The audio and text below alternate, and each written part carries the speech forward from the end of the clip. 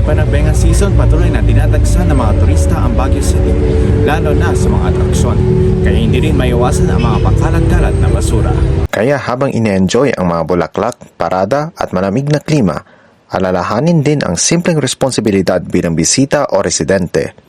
Malaking bagay na ang mga maliliit na hakbang tulad ng pagtapon sa tamang basurahan, pagdadala ng sariling eco bag at tumbler, pag-iwas sa single-use plastics, at tamang paghihiwalay ng basura.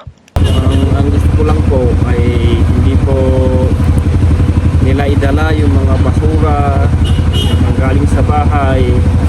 Kasi kung minsan ang mga awin, sila masasakyan nila.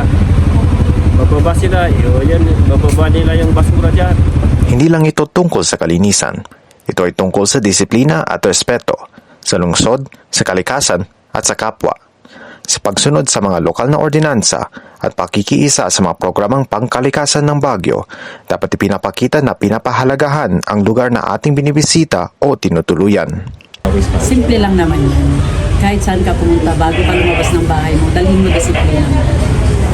Ang pagiging responsableng turista o mamamayan ay hindi natatapos sa pagkuha ng litrato at pag-enjoy ng tanawin.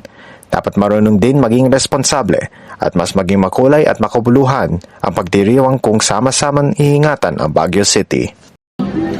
Paalala na habang tinatangkilik ang mga atraksyon dito sa Baguio City, dapat kasanayan din ang tamang pagtapon ng basura upang mapanatili ang kalinisan at kagandahan ng lungsod.